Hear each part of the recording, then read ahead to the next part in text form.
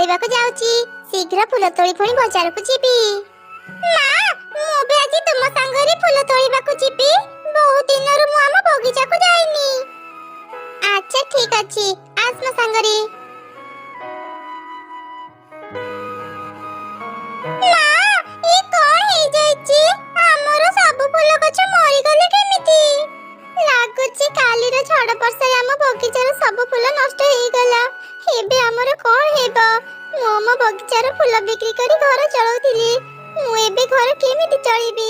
ଖାଇବା କେମିତି ଯୋଗାଡ଼ କରିବି? ମା, ଆମେ ଆଉ ଥରେ ଫୁଲ ଗଛ ଲଗେଇବା, ତାପରେ ପୂର୍ବ ଭଳି ଫୁଲ ବିକ୍ରି କରିବା। ନାଇଁ ରେ ମା, ଫୁଲ ଚାରା କିଣିବା ପାଇଁ ମୋ ପାଖରେ ଏବେ ଟଙ୍କା ନାହିଁ। ଏ ସବୁ ଫୁଲ ଚାରା ନଦୀ ପାଖରେ ବାହାରିଥିଲା। ମୁଁ ସେଇଠୁ ଏସବୁ ଆଣି ଆମ ବଗିଚାରେ ଲଗେଇଥିଲି। ଆଜି ବଜାରରେ ମୁଁ କଣ ବିକ୍ରି କରିବି କିଛି ବୁଝିପାରୁନି। ମା, ଚିନ୍ତା କରନି, ନଦୀ ପାଖରେ ନା ଗୋଟେ ଫଳ ଗଛ ଅଛି। ଆଜି ଆମେ ସେଥିରୁ କିଛି ଫଳ ଆଣି ବଜାରରେ ବିକ୍ରି କରିଥିବା। ହଁ, ମୁଁ ବି ସେଇ କଥା ଭାବୁଥିଲି ରେ ମା। ଚାଲ ଏବେ ସେଠାକୁ ଯିବା। ଏବେ କେବଳ ସେ ଫଳ ହିଁ ଆମର ଶେଷ ଭରସା। ଏମିତି କହି ମା ଚଢ଼େଇ ତା ଝିଅ ସାଙ୍ଗରେ ଫଳ ତୋଳିବାକୁ ଗଲା। ସେତେବେଳେ କାଉ ଆଉ ତାର ଝିଅ ସାଙ୍ଗରେ ତାଙ୍କର ଦେଖା ହେଲା। ଆରେ ଚଢ଼େଇ, ତୁ ତ ଝିଅ ସାଙ୍ଗରେ କୋଉଠିକି ଯାଉଛୁ? କାଉ ଭଉଣୀ, ମୁଁ ଫଳ ଆଣିବା ପାଇଁ ନଦୀ ପାଖକୁ ଯାଉଥିଲି। ବୁଝିଗଲି ଚଢ଼େଇ, ମୁଁ ଜାଣେ ତୁ କେତେ ଗରିବ। ମୁଁ ଶୁଣିଥିଲି ଗତକାଲିର ଝଡ଼ ବର୍ଷାରେ ତୋ ଫୁଲ ବଗିଚା ନଷ୍ଟ ହେଇଯାଇଛି। ଏବେ ତ ତୋ ପାଖରେ କାମ ନାହିଁ। ଆମ ଜଙ୍ଗଲର ଜମିଦାରଙ୍କ ଘରେ ମୋ ସ୍ୱାମୀ କାମ କରନ୍ତି। ସେ ତାଙ୍କୁ ଅନେକ ଟଙ୍କା ଦରମା ଦେଉଛନ୍ତି। ତୁ ଯଦି ଚାହିଁବୁ, ମୁଁ ଜମିଦାରଙ୍କ ସହ କଥାବାର୍ତ୍ତା କରି ତତେ ତାଙ୍କ ଘରେ ଚାକରାଣୀର କାମରେ ରଖିପାରିବି। ନା ନା କାଉ ଭଉଣୀ, ମୁଁ କଷ୍ଟ କରି ଚଳିଯିବି ପଛେ ଜମିଦାରଙ୍କ ଘରେ ଚାକରାଣୀର କାମ କରି ତାଙ୍କଠୁ ଅପମାନ ସହିପାରିବିନି। ଆମ ଜଙ୍ଗଲର ଜମିଦାର ବହୁତ ରାଗି। ଛୋଟ ଛୋଟ ଭୁଲରେ ବି ସେ ଅନେକ ଶାସ୍ତି ଦିଅନ୍ତି। ଆଚ୍ଛା କାଉ ଭଉଣୀ, ମୁଁ ଏବେ ଫଳ ତୋଳିବାକୁ ଯାଏ। ବଜାରକୁ ଯିବା ପାଇଁ ନହେଲେ ଡେରି ହେଇଯିବ। ଫୁଟାଣି ଦେଖ ଏ ଗରିବ ଚଢ଼େଇର। ଭିକାରୀ ହେବାକୁ ବସିଲାଣି, ତଥାପି ଆର ଗର୍ବ ଭାଙ୍ଗୁନି। ମା, ଆମ ଝୁଡ଼ି ଫଳରେ ଭର୍ତ୍ତି ହେଇଗଲା। ଏବେ ଚାଲ ବଜାରକୁ ଯିବା। ଆଚ୍ଛା ଠିକ୍ ଅଛି, ମୁଁ ଏବେ ତଳକୁ ଯାଉଛି, ତାପରେ ଆମେ ବଜାରକୁ ଯିବା। ତାପରେ ସେ ମା ଚଢ଼େଇ ଆଉ ତାର ଛୁଆ ଫଳ ଧରି ବଜାରକୁ ଯିବା ପାଇଁ ବାହାରିଲେ। ରାସ୍ତାରେ ସେମାନେ ଗୋଟେ ଡାଳିମ୍ବ ଘର ଦେଖି ଅଟକି ଗଲେ। ମା, ଇଏ କେମିତିକା ଘର? ମୁଁ ଏମିତି ଘର ତ ଆଗରୁ ଦେଖିନଥିଲି। ଏଇଟା ତ ଗୋଟେ ଡାଳିମ୍ବ ଘର, ହେଲେ ଏ ଘର ଏଠାକୁ କେମିତି ଆସିଲା? ମା, ଏ ଘର ଯେମିତି ବି ଆସିଥାଉ, ଚାଲ ନା ଆମେ ଥରେ ଏ ଘର ଭିତରକୁ ଯାଇ ଦେଖି ଆସିବା। ଏ ଘର ଭିତରେ କଣ ଅଛି? ଆଚ୍ଛା ମା, ଠିକ୍ ଅଛି, ମୁଁ ଆଗ କବାଟ ଖୋଲି ଦେଖି, ତାପରେ ଆମେ ଯିବା। ଏମିତି କହି ମା ଚଢ଼େଇ ଯେମିତି ସେ ଡାଳିମ୍ବ ଘରକୁ ଛୁଇଁଲା, ହଠାତ୍ ସେ ଅଦୃଶ୍ୟ ହେଇ ଘର ଭିତରକୁ ଚାଲିଗଲା। ଏ ସବୁ ଦେଖି ତ ଚଢ଼େଇ ଛୁଆ କୁନି ଅନେକ କାନ୍ଦିଲା। ଏ କଣ ହେଇଗଲା ମା? ଏମିତି ଅଦୃଶ୍ୟ ହେଇ କୁଆଡେ ଚାଲିଗଲ? ଡାଳିମ୍ବ ଘର, ତୁ ମୋ ମାକୁ କୁଆଡେ ନେଇଗଲୁ? ମୋ ମାକୁ ଫେରେଇ ଦେ। କାନି ଛୋଟ ଝିଅ, ତୋ ମା ଯଦି ଗୋଟେ ଭଲ ମନର ପକ୍ଷୀ ହେଇଥିବ, ସେ ନିଶ୍ଚୟ ଏ ଘରୁ ବାହାରି ଆସିବ। ହଁ, ମୋ ମା ବହୁତ ଭଲ ମନର। ସେ କେବେ କାହାକୁ କଷ୍ଟ ଦେଇନାହାନ୍ତି। ତେବେ ତୁ ଆଉ ଚିନ୍ତା କରନି, ଏଠି କିଛି ସମୟ ଅପେକ୍ଷା କରି ବସିଥା। ତୋ ମା ଶୀଘ୍ର ଏ ଘରୁ ବାହାରି ଆସିବେ। ଏମିତି ଶୁଣିଲା ପରେ କୁନି ଆଉ କିଛି ବି ନ କହି ସେଠି ବସି ରହିଲା। ସେପଟେ ଡାଳିମ୍ବ ଘର ଭିତରେ, ଆରେ ଆରେ, ମୁଁ ଏ କେମିତିକା ଜାଗାକୁ ଚାଲି ଆସିଲି? ଏଠି ଏମିତି ନିଆଁ କାହିଁକି ଜଳୁଛି? ଆଉ ସେପଟେ ଏତେ ସୁନା ଟଙ୍କା କିଏ ରଖିଛି? ନିଶ୍ଚୟ ଏ ଘରକୁ ଭୂତ ଘର ହେଇଥିବ। ଏଇଠି ବେଶୀ ସମୟ ରହିବା ଠିକ୍ ନୁହଁ। ମୁଁ ବାହାରକୁ ବାହାରିବାର ରାସ୍ତା ଖୋଜି ଦେଖେ। ରହିଯାଅ, ମୋ କଥା ଶୁଣିଯାଅ। କିଏ କଥା କହୁଛ? ମୁଁ ତ କାହାକୁ ବି ଦେଖୁନି। ଏପଟେ ଦେଖ, ମୁଁ ନିଆଁ କଥା କହୁଛି।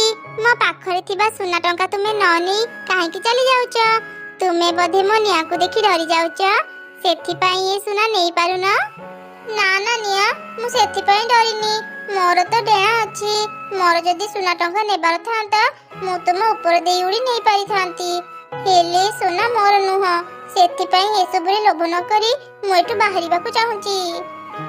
ଚଢ଼େଇ, ମୁଁ ତୋର ଭଲ ଗୁଣ ଦେଖି ଅନେକ ଖୁସି।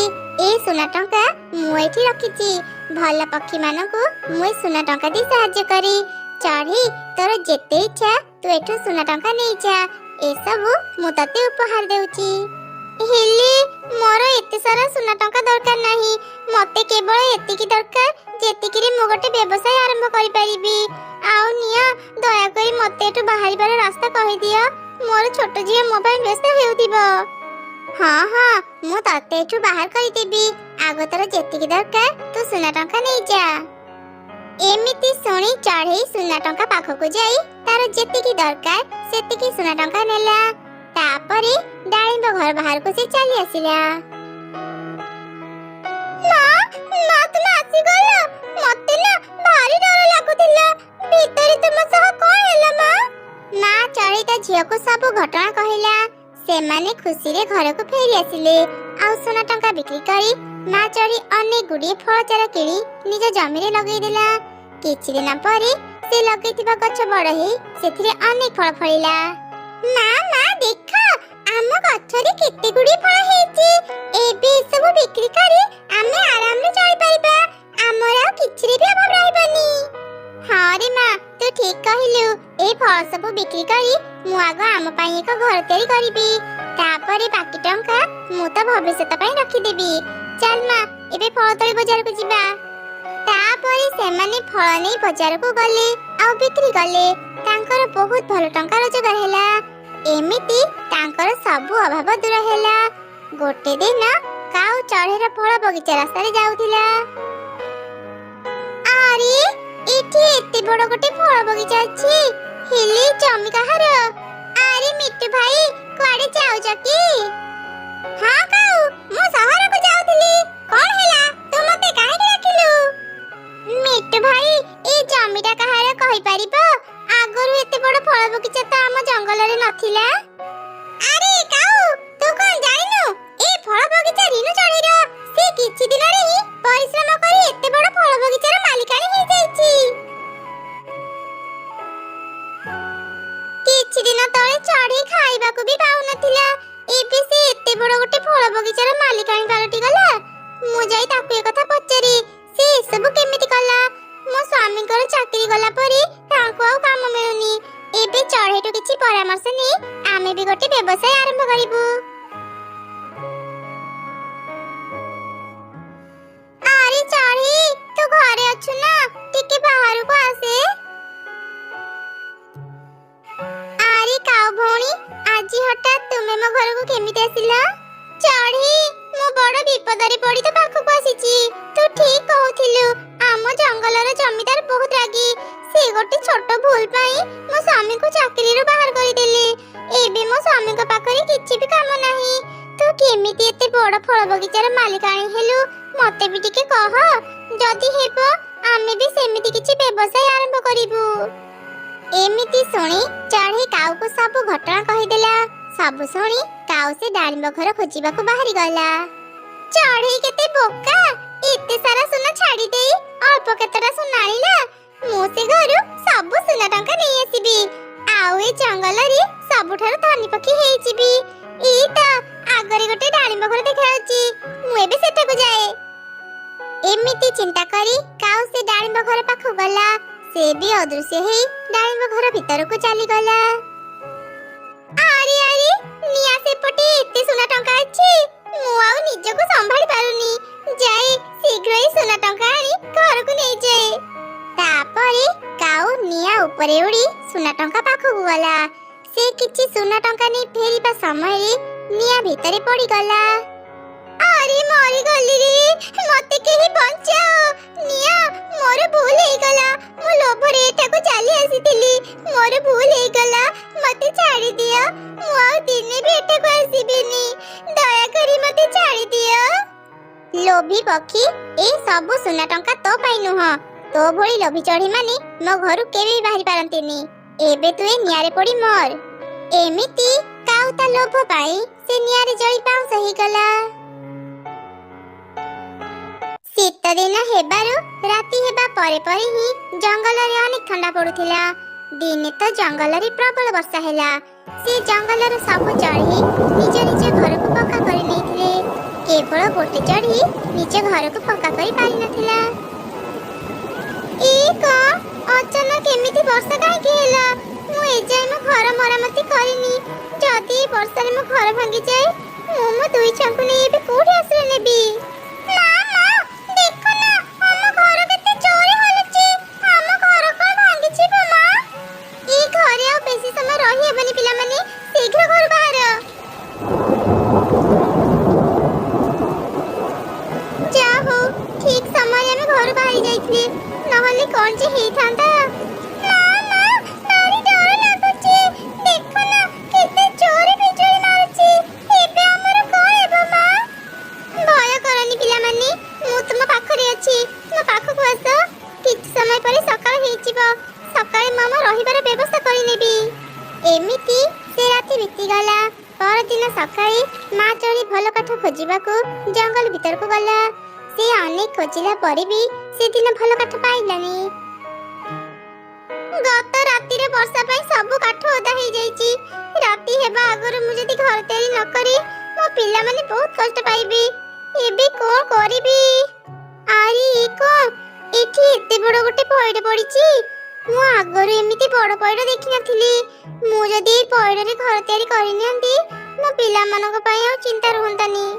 ଏମିତି କହି ସେ ମା ଚଢ଼େଇ ଦିନ ସାରା ପରିଶ୍ରମ କରି ପଇଡ଼ରେ ଗୋଟେ ଘର ତିଆରି କଲା। ତାପରେ ସେ ତାର ପିଲାମାନଙ୍କୁ ସେ ଘର ପଣିଲା। ମା ମା ଏ ପଇଡ଼ ଘର ଭିତରଟି କେତେ ଗରମ ଅଛି। ମତେ ଜମା ବି ଥଣ୍ଡା ଲାଗୁନି। ସତରେ ମା, ଏ ଘରଟି ନା ଅନେକ ସୁନ୍ଦର ହେଇଛି। ତାହେଲେ ତମ ଦୁଇ ଜଣଙ୍କୁ ଏ ଘର ଭଲ ଲାଗିଲା? ଭଲ ନୁହେଁ ମା, ବହୁତ ଭଲ ଲାଗିଲା। ମା ଏବେ ପୁରା ଶୀତ ଦିନ, ଆମେ ଆରାମରେ ଘରେ ରହିପାରିବା। ଆମକୁ ଜମା ବି ଥଣ୍ଡା ଲାଗିବନି। ଚଢ଼େଇ ତାର ଦୁଇ ଛୁଆଙ୍କୁ ନେଇ ସେ ପଇଡ଼ ଘରେ ରହିଲା। ସେଇ ଜଙ୍ଗଲରେ ଦୁଇଟି ଅଳସୁଆ କାଉ ରହୁଥିଲେ। ସେମାନେ ଚଢ଼େଇର ପଇଡ଼ ଘର ବିଷୟରେ ଜାଣିଲା ପରେ କଥା ହେଲେ। ଆରେ ଶୁଣୁଛ, ମୁଁ ଆଜି ଦେଖି ଆସିଲି ଚଢ଼େଇ ଯୋଉ ପଇଡ଼ରେ ଘର ତିଆରି କରିଛି, ସେ ପଇଡ଼ ଘର ଭିତରଟି ନା ଭାରି ଗରମ। ସେ ଘର ଭିତରେ ଜମା ଥଣ୍ଡା ଲାଗେନି। ଆମେ ଯଦି ଚଢ଼େଇର ଘର ନେଇ ପାରନ୍ତେ ନା, ଆରାମରେ ଆମ ଶୀତ ଦିନ କଟିଯାଆନ୍ତା। ହଁ ଠିକ୍ ଯେ, ହେଲେ ଚଢ଼େଇ କେତେ ପରିଶ୍ରମ କରି ସେ ଘର ତିଆରି କରିଛି। ସେ କଣ ଆମକୁ ଏମିତି ମାଗଣାରେ ତା ପଇଡ଼ ଘର ଦେଇଦେବ? ତୁମେ ଯାହା କରୁଛ କର ପଛେ, ଚଢ଼େଇରୁ ତା ପଇଡ଼ ଘର ଆଣ, ନହେଲେ ମୁଁ ତୁମକୁ ଛାଡ଼ି ଚାଲିଯିବି। ଓହୋ, ତୁ ଏତେ ରାଗୁଛୁ କାହିଁକି? ମତେ ଆଗ ଭାବିବାକୁ ଦେ, ଚଢ଼େଇଠୁ ଆମେ କେମିତି ଘର ଆଣିବା। ଏଥିରେ ଏତେ ଭାବିବାର କଣ ଅଛି ଯେ? ଚଢ଼େଇର ତ ସ୍ୱାମୀ ମରିଯାଇଛି। ସେ ଏକୁଟିଆ ଆମ ସହ ଲଢ଼େଇ କରି ପାରିବନି। ଚାଲ ଆଜି ହିଁ ଆମେ ତା ଘରକୁ ଯିବା, ଆଉ ତା ଘରକୁ ନିଜର କରିନେବା। ଏମିତି ଦୁଇ କାଉ ଏକ ଯୋଜନା ବନେଇଲେ। ତାପରେ ସେମାନେ ଚଢ଼େଇର ଘରକୁ ଗଲେ। ଚଢ଼େଇ ଟିକେ ବାହାରକୁ ଆସେ, ଆମେ ବଡ଼ ବିପଦରେ ପଡ଼ି ତୋ ପାଖକୁ ଆସିଛୁ। କଣ ହେଲା କାଉ ଭାଇ କାଉ ଭଉଣୀ, ତମେ ଦୁଜ ଏମିତି କାନ୍ଦୁଛ କାହିଁକି? ଚଢ଼େଇ, ଆମ ଘର ଭାଙ୍ଗି ଯାଇଛି। ତୁ ତ ଜାଣୁ ରାତିରେ କେତେ ଥଣ୍ଡା ପଡୁଛି। ଆଜି ରାତି ଆମକୁ ତ ଘରେ ଆଶ୍ରୟ ଦେଇଥା।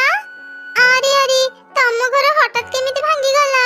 ସତରେ ଇଏ ବହୁତ ଦୁଃଖର କଥା। କିନ୍ତୁ କାଉ ଭଉଣୀ, ମୁଁ ଆଉ ମୋ ଦୁଇ ଛୁଆ କୌଣସି ମତେ ପଇଡ଼ ଘରେ ରହିଯାଉଛୁ। ମୋ ଘରେ ଏତେ ଜାଗା ନାହିଁ ଯେ ମୁଁ ତୁମ ଦୁଇ ଜଣଙ୍କୁ ରଖିପାରିବି। ଆମେ ଶୁଣିଥିଲୁ ଚଢ଼େଇ ତୁ ବହୁତ ଭଲ, ବିପଦ ସମୟରେ ସମସ୍ତଙ୍କୁ ସାହାଯ୍ୟ କରୁ। କେତେ ଆଶା ନେଇ ଆମେ ତ ପାଖକୁ ଆସିଥିଲୁ। ଆମେ କଣ ସବୁଦିନ ତା ଘରେ ରହିଥାନ୍ତୁ? କେବଳ ଆଜି ରାତି ତା ଘରେ ରହିଥାନ୍ତୁ।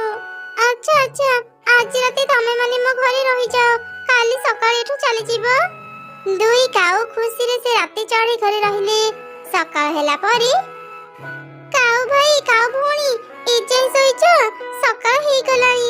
ଏବେ ଯାଅ ଜଙ୍ଗଲ ଭିତରୁ ମଜବୁତ କାଠ ଆଣି ନିଜ ପାଇଁ ଘର ତିଆରି କରିନିଅ। ଆରେ ଚଢ଼େଇ, ଏତେ ସକାଳୁ ସକାଳୁ ଆମକୁ କାହିଁକି ଉଠଉଛୁ? ଆଉ ଟିକେ ଶୋଇବାକୁ ଦେ, ପରେ ଆମେ ଏଠୁ ଚାଲିଯିବୁ। ଏମିତି କିଛି ଦିନ ବିତିଗଲା। ଚଢ଼େଇ ଯେତେ ଥର କାଉମାନଙ୍କୁ ତା ଘରୁ ଯିବାକୁ କହୁଥିଲା, କାଉମାନେ କିଛି ନା କିଛି ବାହାନା କରି ତା ଘରେ ରହିଯାଉଥିଲେ। କାଉ ଭାଇ କାଉ ଭଉଣୀ, ତମେ ମାନେ ଅନେକ ଦିନ ହେଲାଣି ମୋ ଘରେ ରହିଲଣି। ଏବେ ତମେ ମାନେ ନିଜ ପାଇଁ ଘର ତିଆରି କରିନିଅ। ଏତେ ଅଳସୁଆ ହେବା ଭଲ ନୁହଁ। କଣ ହେଲା ଚଢ଼େଇ, ତୁ ଆମକୁ ଅଳସୁଆ କହୁଛୁ? ତୋ ସାହସ ତ ବହୁତ ବଢିଗଲାଣି। ଆମେ ଆଉ କେବେ ବି ଏ ଘରୁ ଯିବୁନି। ଆଜିଠୁ ଏ ଘର ଆମର। ତୁ ତ ଛୁଆଙ୍କୁ ନେଇ ଭଲରେ ଆମ ଘରୁ ବାହାରି ଯା। ବେଶୀ ପାଟି କରିବୁ ତ ତତେ ଧକ୍କା ଦେଇ ଘରୁ ବାହାର କରିଦେବୁ। କାଉ କାଉ ମାନଙ୍କର ଏପରି ଧମକ ଶୁଣି ଚଢ଼େଇ ଖୁବ୍ ଡରିଗଲା। ସେ ସାହାଯ୍ୟ ପାଇଁ ଜଙ୍ଗଲର ଅନ୍ୟ ଚଢ଼େଇ ମାନଙ୍କ ପାଖକୁ ଗଲା। ମିଟୁ ଭାଇ, ମତେ ଟିକେ ସାହାଯ୍ୟ କର। ସେ ଦୁଷ୍ଟ କାଉମାନେ ମୋ ଘରକୁ କବ୍ଜା କରି ନେଇଛନ୍ତି। ତାପରେ ଚଢ଼େଇ ସମସ୍ତଙ୍କୁ ସବୁ ଘଟଣା କହିଲା। ଆରେ ଚଢ଼େଇ, ତୁ କାହିଁକି ସେ କାଉମାନଙ୍କୁ ନିଜ ଘରେ ରହିବାକୁ ଦେଉଥିଲୁ? ସେ ଦୁଇ ଜଣ ଭାରି ବଦମାସ। ତୁ ଜମା ବି ଚିନ୍ତା କରନି, ମୁଁ ତ ସାଙ୍ଗରେ ଅଛି। ହଁ ଚଢ଼େଇ, ଆମେ ସମସ୍ତେ ତ ସାଙ୍ଗରେ ଅଛୁ। ଚାଲ ଏବେ କାଉମାନଙ୍କ ପାଖକୁ ଯିବା। ଆଜି ସେମାନଙ୍କୁ ଉଚିତ ଶିକ୍ଷା ଦେଇକି ଛାଡ଼ିବା। ଏମିତି ସମସ୍ତେ ଚଢ଼େଇ ସାଙ୍ଗରେ ତା ଘରକୁ ଗଲେ ଆଉ କାଉମାନଙ୍କୁ ଚଢ଼େଇ ଘରୁ ଚାଲି ଯିବାକୁ କହିଲେ। ହେଲେ କାଉମାନେ ତାଙ୍କ କଥା ଶୁଣିଲେନି। ଓଲଟା ଚଢ଼େଇମାନଙ୍କ ସହ ଲଢ଼େଇ କଲେ। ଶେଷରେ ଚଢ଼େଇମାନେ ପିଟି ପିଟି କାଉମାନଙ୍କୁ ସେଠୁ ବାହାର କରିଦେଲେ। ମୋ ପିଠି ମାଡ଼ ଖାଇ ଖାଇ ଦରଜ ହେଇଯାଇଛି। ଓଃ, କି କଷ୍ଟ! ମୁଁ ଟିକେ ବି ହଲି ପାରୁନି। ତୁ ତ କହିଥିଲୁ ଚଢ଼େଇ ଆମର କିଛି କ୍ଷତି କରିପାରିବନି। ଏବେ ଦେଖେ ସେ ଆମର କଣ ଅବସ୍ଥା କଲା। ମୁଁ କଣ ଜାଣିଥିଲି ସେ ଚଢ଼େଇକୁ ସମସ୍ତେ ଏମିତି ସାହାଯ୍ୟ କରିବେ? ମୁଁ ତ ଭାବିଥିଲି ଚଢ଼େଇର ସ୍ୱାମୀ ନାହିଁ, ସେ ଏକୁଟିଆ ଆମ ସହ ଲଢ଼େଇ କରି ପାରିବନି। ସେ ଚଢ଼େଇ ଆମକୁ ବହୁତ ମାଡ଼ ଖୁଏଇଛି। ମୁଁ ତାକୁ ଏମିତି ଛାଡ଼ିବିନି। ମୁଁ ତାଠୁ ପ୍ରତିଶୋଧ ନେଇକି ରହିବି। ସେ ଆମକୁ ତା ପଇଡ଼ ଘରେ ଦେଲାନି ନା, ଏବେ ସେ ବି ସେଇ ପଇଡ଼ ଘରେ ରହିପାରିବନି। ମୋ ସାଙ୍ଗରେ ଚାଲ, ମୁଁ ଆଜି ତା ଘରେ ନିଆଁ ଲଗେଇଦେବି। ହଁ, ମୁଁ ବି ସେ ଚଢ଼େଇଠୁ ମାଡ଼ର ପ୍ରତିଶୋଧ ନେବି। ଚାଲେ, ମୁଁ ବି ତ ସାଙ୍ଗରେ ଯିବି। ଏମିତି କଥା ହେଇ ଦୁଇ କାଉ ଚଢ଼େଇ ଘରେ ନିଆଁ ଲଗେଇବା ପାଇଁ ମଶାଲ ଧରି ଆସିଲେ। ଠିକ୍ ସେହି ସମୟରେ ଗୋଟେ ପରୀ ତାଙ୍କ ସାମ୍ନାକୁ ଆସିଲା। କିଏ କିଏ ତୁମେ କଣ ପାଇଁ ଏଠାକୁ ଆସିଲ? ମୁଁ ଏଇ ଜଙ୍ଗଲର ପରୀ। ଜଙ୍ଗଲର ଭଲ ପକ୍ଷୀମାନଙ୍କୁ ମୁଁ ରକ୍ଷା କରେ। ଭାବିଥିଲି ଚଢ଼େଇମାନଙ୍କ ମାଡ଼ ଖାଇଲା ପରେ ତମେମାନେ ସୁଧୁରି ଯିବ, ହେଲେ ତମେମାନେ ସୁଧୁରିଲନି। ଏବେ ତମେମାନେ ନିଜ ଭୁଲର ଶାସ୍ତି ପାଇବ। ଏମିତି କହି ପରୀ ସେ ଦୁଇ କାଉଙ୍କୁ ବରଫରେ ବନ୍ଦୀ କରିଦେଲା। ତାପରେ ସେଠାରୁ ଚାଲିଗଲା। ସେପଟେ ପଇଡ଼ ଘରେ ଚଢ଼େଇ ତାର ଦୁଇ ଛୁଆଙ୍କ ସହ ଖୁସିରେ ରହିଲା।